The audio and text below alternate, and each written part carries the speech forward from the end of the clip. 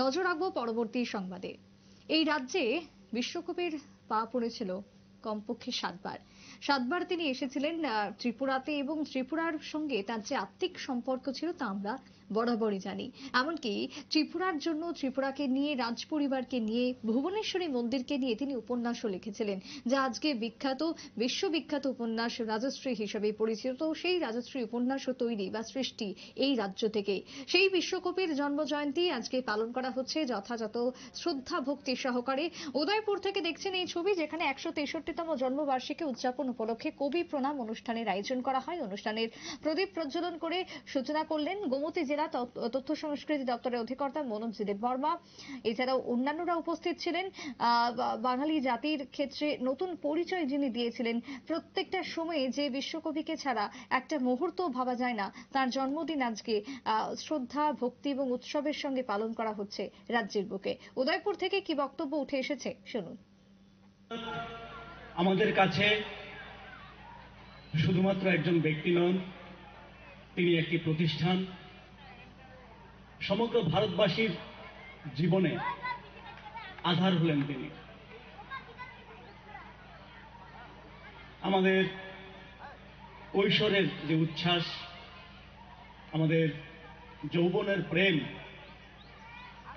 আমাদের বার্ধক্যের শান্তি লুকিয়ে আছে তার সৃষ্টিতেই। তিনি চিরসবুজ, চির নতুন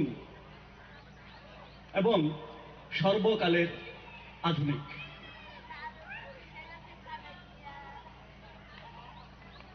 জড়িয়ে রয়েছেন আমাদের জীবনের প্রতিটি অধ্যায়ের সঙ্গে। আমাদের প্রেম, বিরহ, হাসি, কান্না, সুখ, দুঃখ, আমাদের জন্ম, মৃত্যু, প্রতিটি অধ্যায়ের সঙ্গেই বা প্রতিটি পর্যায়ে আমরা তার লেখাতেই খুঁজে পাই আশ্রয়। সংশ্লিষ্ট বক্তব্য আপনারা শুনলেন। জীবনের ক্ষেত্রে চলার পথে প্রত্যেকটা মুহূর্ত বিশ্বকবি রবীন্দ্রনাথকে ছাড়া যেন অসম্পূর্ণ, এবং আজকের দিনে দাঁড়িয়ে তাকে স্মরণ করা হচ্ছে সর্বত্রই। বিশেষ করে রবীন্দ্রনাথ ঠাকুরের যে বক্তব্য, যে উক্তি, এবং তার সঙ্গে তার জীবন, তার কবিতা, তার গান সর্বত্রই চলছে আজকে উচ্চারিত। প্রত্যেক বছর 25শে বৈশাখ রবীন্দ্রনাথ ঠাকুরের জন্মজয়ন্তী উপলক্ষে বিশেষ দিন হিসেবে উৎসব পালন করা হয়। আজকেও রবি ঠাকুরের জন্মদিন।